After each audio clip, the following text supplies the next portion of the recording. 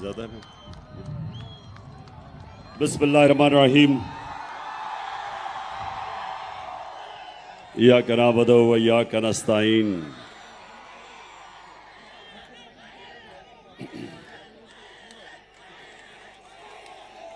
शुक्रिया। मैं सरगोदा यूनिवर्सिटी का शुक्रिया अदा करता हूं कि आज उन्होंने मुझे दावत दिया। तो मैं अब सबसे रिक्वेस्ट करूंगा कि खामोशी से आपने मेरी बात सुननी है, पसंद आई तो बाद में फिर नारे मारना। शुक्रिया शुक्रिया। अच्छा, अभी बस आया, सब पता चल गया, सुन ले आप मेरी बात। अच्छा देखें, मुझे पता चला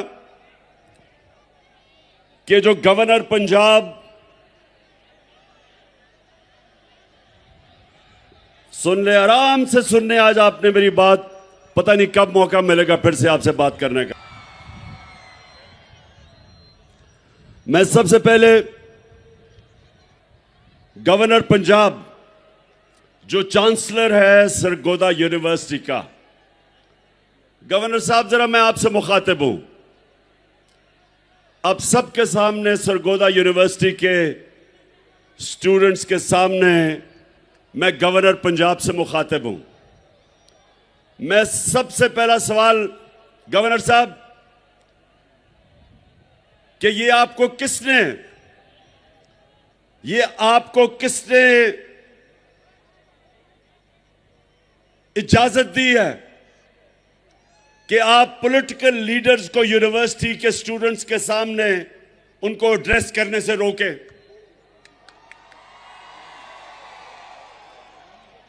मैं ऑक्सफोर्ड यूनिवर्सिटी 3 साल था। ऑक्सफोर्ड यूनिवर्सिटी के लिए बड़े बड़े, सिर्फ बर्तानिया के पॉलिटिशियंस नहीं, इंटरनेशनल पॉलिटिशियंस इनवाइट करते थे, अभी भी करते हैं, और वो स्टूडेंट्स को एड्रेस करते थे। मुझे, जब से मैंने यूनिवर्सिटी छोड़ी, 3 दफा ऑक्सफोर्ड यूनिवर्सिटी ने मुझे इनवाइट किया है, बल्कि अभी फिर इनवाइट किया है कि मैं यूनिवर्सिटी के सामने आके एड्रेस करूं।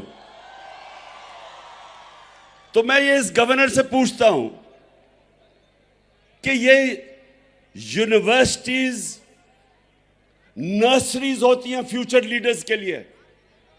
जो मुल्क के लीडर्स होते हैं वो आप जैसे नौजवान जो यूनिवर्सिटी एजुकेशन लेते हैं, आप फ्यूचर लीडर्स होते हैं।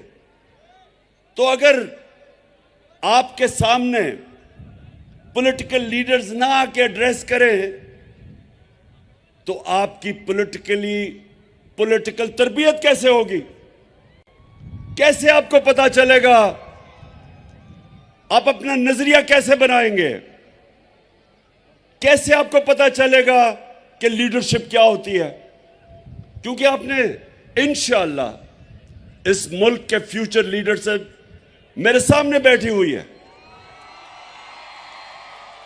सो गवर्नर, खुदा के वास्ते इन चोरों की बातें ना सुनो जो ऊपर बैठे हुए हैं। इमरान खान को यह कौम 50 साल से जानती है, और मैं अपने फ्यूचर लीडर्स के सामने अगर आके बात करूंगा तो मुल्क की बेहतरी की बात करूंगा, इनकी बेहतरी की, इनकी तरबियत की बात करूंगा। और आपकी, एक तो ये, जब भी ये सारा जो चोरों का टोला ऊपर आके बैठ गया है, जब ये मेरा नाम सुनते हैं तो इनकी कांपें टांगनी शुरू हो जाती है। और ये गवर्नर की भी कांपें टांगी कि उसने वाइस चांसलर को कहा कि जनाब इमरान खान को ना बुलाओ। सबको बुलाना चाहिए। मैं चाहता हूं कि कांपें टांगने वाला बिलावल भी आपके सामने खड़ा हो।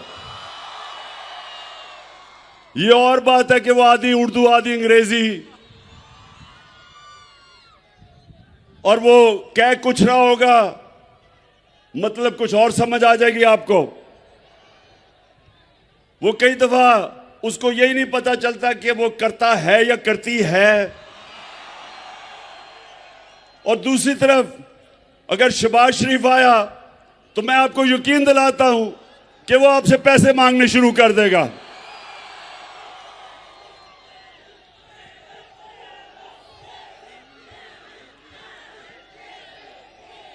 हाँ, और आप डीजल साहब को भी इनवाइट कर सकते हैं। यहां सबको आना चाहिए।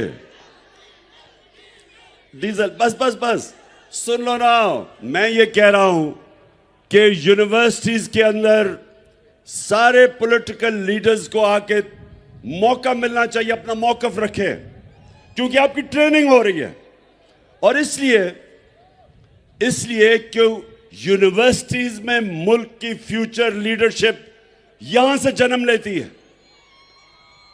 और दूसरी चीज, अच्छा जरा आपने देखें, आराम से आज आपने मेरी बात सुननी है, क्योंकि मुझे आपका जज्बा और जुनून मैं नोटिस कर रहा हूं, माशाल्लाह उबल रहा है। अच्छा अब सुनना है, देखें सरगोदा यूनिवर्सिटी के स्टूडेंट्स, बहुत बड़ा फिलोसोफर एरिस्टोटल ने आज से 2500 साल पहले एक बात कही थी। गौर से जरा मेरी बात सुने, वो क्या कही थी। उसने कहा था कि अगर एक माशरे में नाइंसाफी हो, जुल्म हो, तो सारे माशरे के शहरी राय हक के लिए खड़े होंगे, इंसाफ के लिए खड़े होंगे। और जब एक इंसान हक के लिए खड़ा होता है तो वो पैगंबरों का काम करता है। सारे अल्लाह के जो पैगंबर थे सब राय हक और इंसाफ के लिए खड़े हुए थे। हमारे नबी सल्लल्लाहु अलैहि वसल्लम मक्का के जो कुफार थे, जो जुल्म करते थे, जिन्होंने आजादी राय, जो अपनी आजादी राय लेके निकले थे, हमारे नबी सल्लल्लाहु अलैहि वसल्लम उन्होंने रोक दिया था, तशद्दुद किया था लोगों पे। वो उसके लिए खड़े हुए थे। जो हजरत मूसा थे वो फिरौन के जुल्म के खिलाफ खड़े हुए थे। हजरत इब्राहिम नमरूद के खिलाफ खड़े हुए थे। हजरत ईसा रोमन इंपीरियलिज्म और जो यहूदी एलीट थी उसके खिलाफ खड़े हुए थे। सब इंसाफ के लिए खड़े हुए थे। तो दो किस्म के पॉलिटिशियन हैं। एक पॉलिटिशियन है जिसको दुनिया हकारत से देखती है, अवाम का नाम लेके इक्तदार में आता है और उसी अवाम को लूटना शुरू कर देता है, झूठ बोलता है अवाम से। इनको लोग हकारत से देखते हैं। और दूसरा पॉलिटिशियन कायदे आजम मोहम्मद अली जिन्ना। कायदे आजम एक बड़ी ख्वाब इंसाफ के लिए, मुसलमानों के हकूक के लिए निकले थे कि हिंदुस्तान में हमें हकूक नहीं मिलेंगे, इसलिए वो निकले थे। 40 साल स्ट्रगल थी। इसलिए आज हम सब कायदे आजम की इज्जत करते हैं कि उन्होंने अपने लिए सियासत नहीं की थी, हमारे लिए की थी। नेल्सन मंडेला, साउथ अफ्रीका में कोई सोच भी नहीं सकता था कि कभी भी खून के बगैर जो अफ्रीकन थे उनको आजादी मिलेगी, क्योंकि गोरों ने उनको पर कब्जा किया हुआ था। अपार्थाइड रिजीम थी, गोरे ऊपर बैठे थे, नीचे गुलाम थे। तो नेल्सन मंडेला 27 साल उसने स्ट्रगल की, 27 साल जेल में गुजारे, लेकिन अपने मौकफ से पीछे नहीं हटा।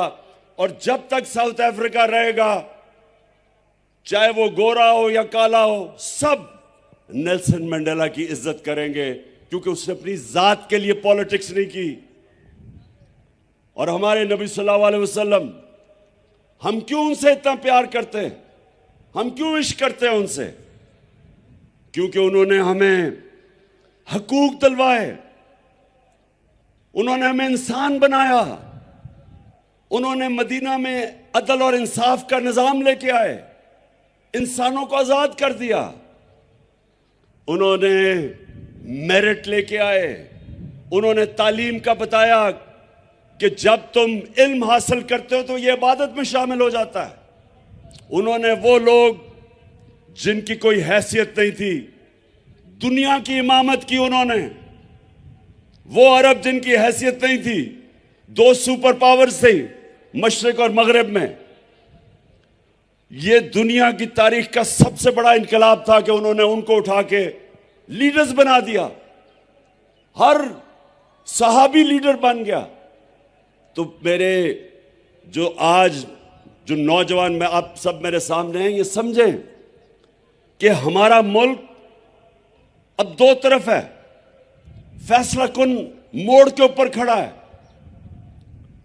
अगर इस वक्त जो मैं अपनी सारी कौम को कहता हूं कि आप आज हक और सच और इंसाफ के लिए नहीं खड़े होंगे, तो याद रखें, जब आप जुल्म का मुकाबला नहीं करते और जुल्म के बुत के सामने झुक जाते हैं, वो माशरा तबाह हो जाता है।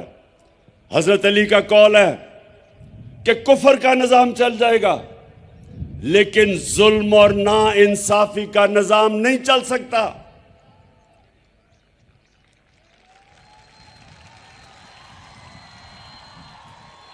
और जो मेरे दुनिया के सबसे अजीम लीडर, हम सब के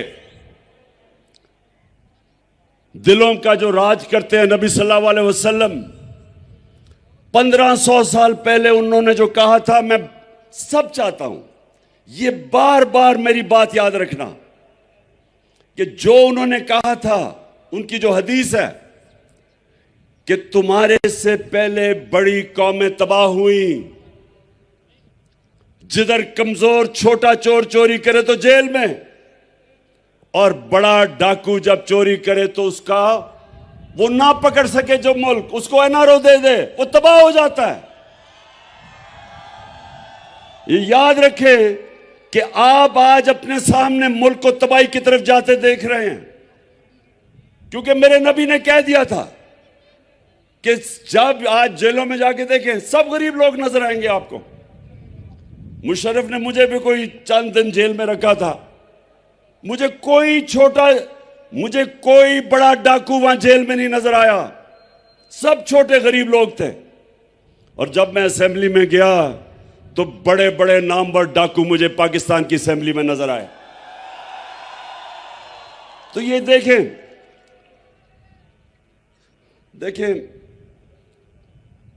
मैंने सारी दुनिया देखी है।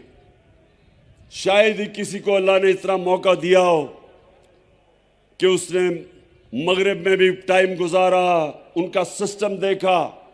क्रिकेट की वजह से सारी दुनिया के तकरीबन मुल्क देखे, सब दुनिया देखी मैंने।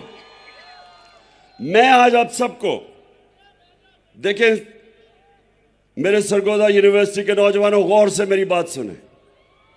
सारी दुनिया में जो मुल्क खुशहाल हैं, जितने भी मुल्क खुशहाल हैं, सारे मुल्क जो खुशहाल हैं, वहां इंसाफ का निजाम है, वहां रूल ऑफ लॉ है, वहां कानून की हुक्मरानी है। और जितने मुल्क गरीब हैं, वसाइल के बावजूद, नाइजीरिया तेल के जखीरे पे बैठा, सबसे ज्यादा तेल अफ्रीका के अंदर नाइजीरिया में है। साउथ अफ्रीका में वेनेजुएला, सबसे ज्यादा साउथ अमेरिका में जो तेल है वो वेनेजुएला में है। वेनेजुएला से बेचारे लोग नौकरियां ढूंढने के लिए मर मर के दूसरे मुल्कों में जाते हैं, गुर्बत है। नाइजीरिया गुर्बत की इंतहा है। क्या वजह है? स्विट्जरलैंड, कोई वसाइल ही नहीं है स्विट्जरलैंड में। हमारे जो नॉर्दर्न एरियाज में, हमारे जो गिलगित बल्तिस्तान के पहाड़ हैं, आप यकीन करें कि कोई मुकाबला ही नहीं है। जो हमारी खूबसूरती है, जो स्विट्जरलैंड में है, उसका कोई मुकाबला ही नहीं है। अल्लाह ने जो हमें यहां खूबसूरती दी है।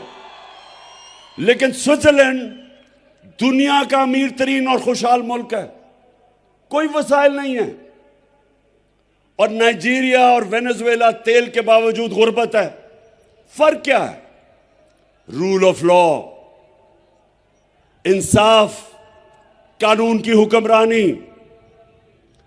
स्विट्जरलैंड के अंदर जो रूल ऑफ लॉ इंडेक्स है, मतलब कि जिस मुल्क में इंसाफ का निजाम बेहतरीन है, स्विट्जरलैंड में 99.9% है रूल ऑफ लॉ इंडेक्स, यानी कोई कानून के ऊपर नहीं है।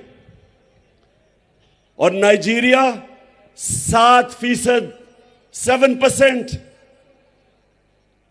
तो इसलिए जब मेरे नबी सल्लल्लाहु अलैहि वसल्लम ने कहा था कि तुम्हारे से पहले बड़ी कौमें तबाह हुई, जिधर कानून नहीं, जिधर इंसाफ नहीं, जिधर कानून की हुक्मरानी नहीं, जिधर ताकतवर या आईनारो ले ले और कमजोर बेचारा जेलों में जाए, तब उन्होंने कहा था कि वो तबाह हो जाएगा। दुनिया में चले जाएं, तबाह हो रहे हैं मुल्क जिधर इंसाफ नहीं है। हमारे सामने, मेरी जिंदगी में सिंगापुर आजाद हुआ, छोटा सा सिंगापुर, पानी भी उनका अपना नहीं था, मलेशिया से पानी आता था। वो सिंगापुर जिसको कोई सोच भी नहीं सकता था, सिर्फ एक बंदरगाह थी। ये सरगोदा यूनिवर्सिटी गौर से सुनो, क्योंकि हमारे सामने हुआ ये। उस सिंगापुर में एक ईमानदार लीडर आया जिसका नाम था ली कुआन यू। पाकिस्तान और सिंगापुर का जो पर कैपिटा इनकम था वो एक ही था।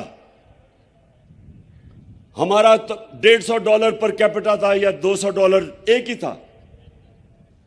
उस सिंगापुर के अंदर एक लीडर ने कानून कायम किया। जब आप कानून की बालादस्ती करते हैं तो करप्शन खत्म हो जाती है। करप्शन तो ताकतवर की करप्शन तबाह करती है मुल्क को। तो जब उसने कानून कायम किया, ताकतवर को कानून के नीचे ले आया, करप्शन खत्म की। सिंगापुर आज हमारे साथ शुरू हुआ था 60 साल पहले, 50-55 साल पहले। हमारा आज 2000 होगा डॉलर पर कैपिटा, मुझे याद नहीं है। सिंगापुर का $60,000 पर कैपिटा है। औसत आमदनी सिंगापुर में $60,000 है। वो मुल्क हमारा सारे वसाइल के बावजूद, हमें अल्लाह ने 12 मौसम दिए, जरखेज जमीन दी है, सोने के रिजर्व हैं, कॉपर के रिजर्व हैं। हमें अल्लाह ने वो टूरिज्म, हर चीज दी है उसने। और हमें देखे कि हमारा वो भी शहबाज शरीफ मांगने गया था, अमेरिका जी मुझे पैसे दे दो, मैं मजबूर हूं। वो वैसे अगर टेप है वो जरा चलाए, मैं जरा आपको जरा सुना दे बस। मैं इसलिए कह रहा हूं कि ये फर्क है। मैं सऊदी अरब से होके आया हूं, मैं यूएई के होके, अभी मैं तुर्की होके आया हूं। और मैंने उन भाइयों को कहा कि आप हमारे बड़े अजीम भाई हैं, हमेशा आपने हमारी मदद की। और मैंने यही कहा, जब मैं आया हूं तो आप समझेंगे शायद ये मांगने आया। मैं मांगने नहीं आया, लेकिन मजबूरी है। जिस तरह माजी में 75 साल में आपने हमारा हाथ उठाया है।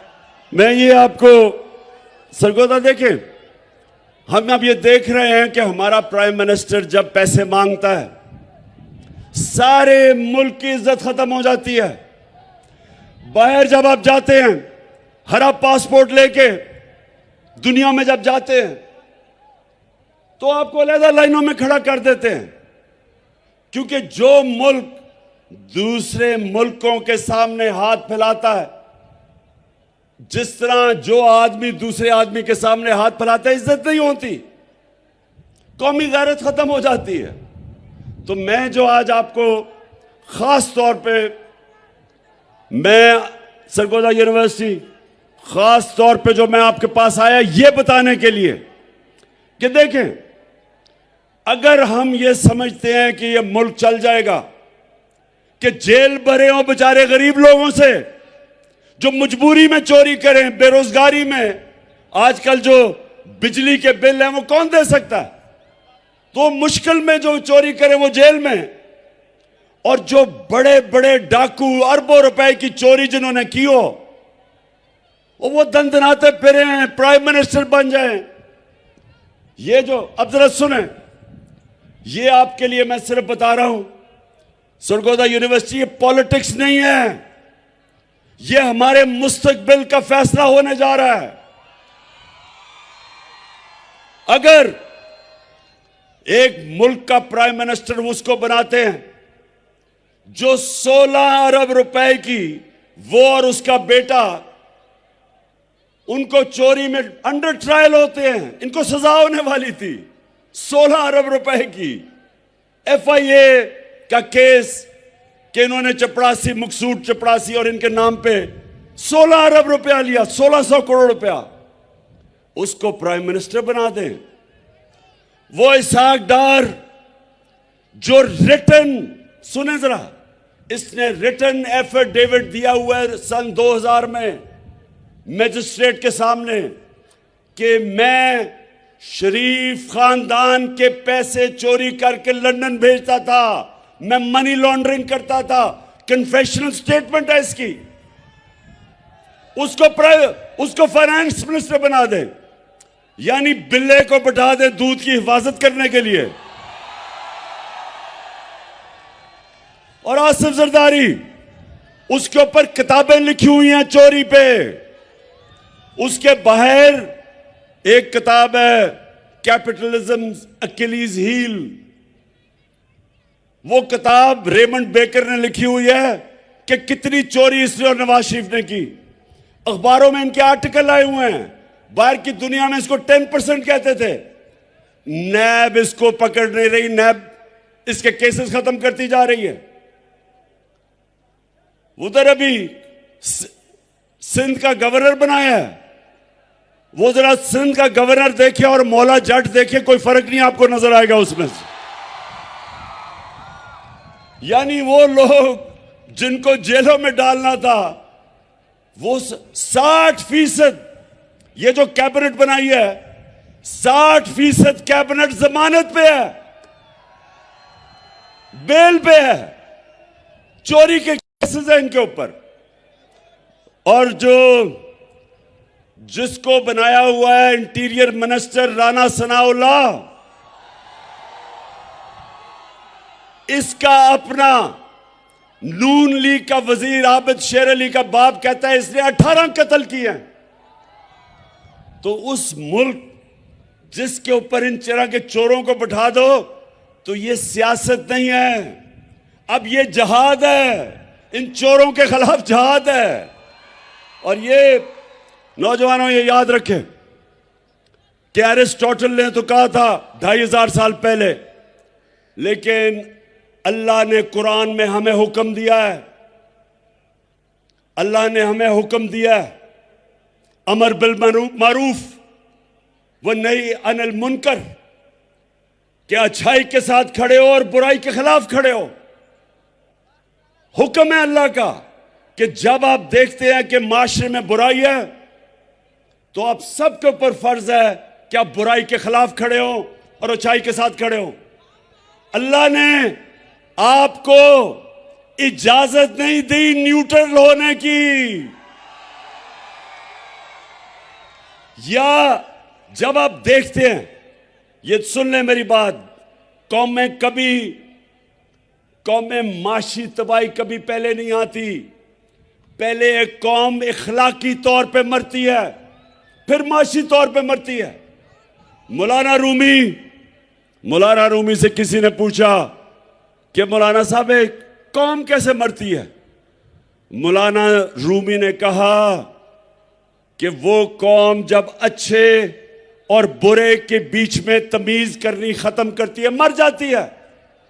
इखलाकी तौर पे जब कौम मरती है तब कौम खत्म होती है। जर्मनी और जापान दूसरी जंग अजीम में तबाह हो गए थे। एक बिल्डिंग नहीं खड़ी थी उधर। जापान के ऊपर 2 एटम बॉम्ब गिरे थे।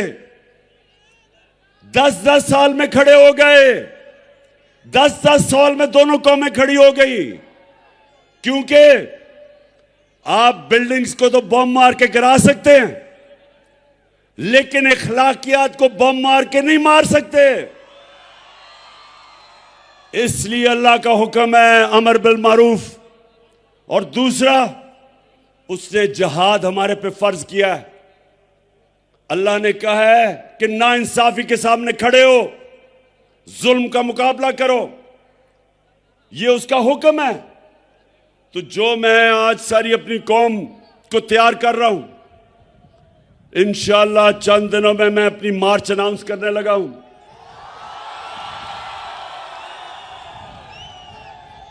और ये सियासत नहीं है, ये मेरे मुल्क के लिए हकीकी आजादी की जहाद है। मैं कभी, सुन लो, ये मेरा जो ईमान है, मैं समझता हूं कि इन चोरों की गुलामी से बेहतर यह है कि मैं मर जाऊं। मैं जीना नहीं चाहता। इंसान को मर जाना चाहिए बजाय इन चोरों की गुलामी करे, क्योंकि वो मौत है जो चोर जब ऊपर बैठ जाए कौम मर जाती है। और कौम आज देख लें कि सारी जगह पैसे मांगते फिर रहे हैं। 6 महीने पहले जब ये आए हैं चोर, तो तब क्यों नहीं ये हालात थे? आज हर किस्म की माइशत भी नीचे, महंगाई उस्मानों पे, बेरोजगारी उस्मानों पे, हर किस्म की चोरी डकैती बढ़ती जा रही। क्यों? क्या हुआ है? कौन सी क़यामत आई 6 महीने में कि मुल्क के ये हालात हो गए? किसी मुल्क पे भी आप चोर ऊपर मुसल्लत कर दे, मुल्क तबाह हो जाएगा। आपको दुश्मनों की जरूरत नहीं है। और हम आज सारी कौम एक तरफ खड़ी हो गई है, और ये जो चोर है ये एक तरफ खड़े हो गए हैं। कौम इधर है, चोर इधर है। जब इलेक्शन होती है हम हार जाते हैं, अपने अंपायर खड़े करके भी हार जाते हैं।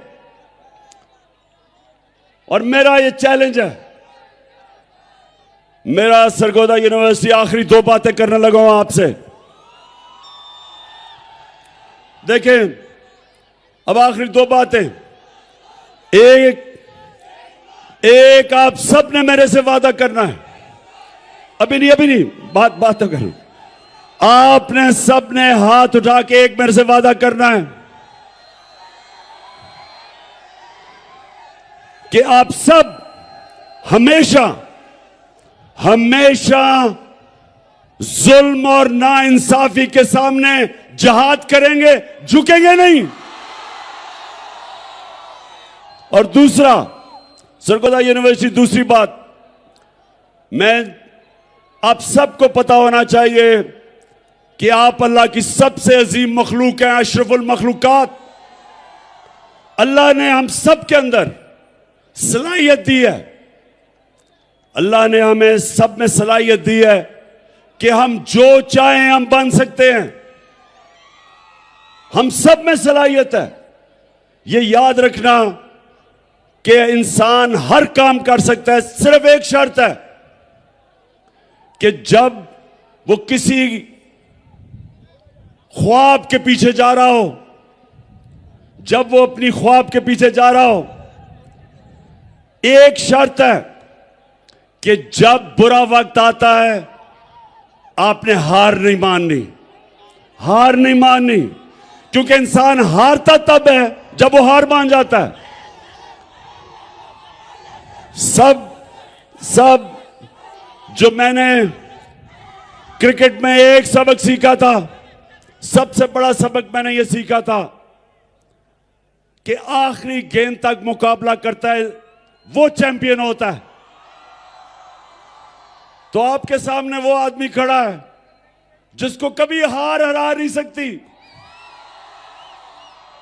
मैं ये पीडीएम के चोरों को आज मैसेज देना चाहता हूं, क्योंकि मैं इनको पॉलिटिशियन नहीं कहता, मैं इनको चोर कहता हूं, क्योंकि अल्लाह का हुक्म है कि अमर बिल मारूफ, सच को सच कहो, हक को हक कहो, अच्छाई को अच्छाई कहो, बुराई को बुराई कहो। ये वो लोग हैं जो लूटते हैं मुल्क को 30 सालों से। मैं इनको पॉलिटिशियन नहीं कहता, मैं इनको चोर कहता हूं। तो इंशाअल्लाह आपका सरगोदा यूनिवर्सिटी, आपका कैप्टन अब इनका मुकाबला करेगा और आप सब ने मेरे साथ टीम बना पाकिस्तान जिंदाबाद। अच्छा, और एक वाइस चांसलर साहब, वो जो गवर्नर बैठा हुआ है, ये नून लीग का गवर्नर, उसको प्लीज मैसेज दे दें कि सरगोदा यूनिवर्सिटी में हर पॉलिटिकल लीडर को यहां बुलाएं और आपके सामने खड़ा करें। और मैं आपको आज यकीन से कहता हूं कि इनमें से एक भी नहीं आएगा, क्योंकि आप सबको देख के अभी से ही उनकी कांपे टांगनी शुरू हो गई है।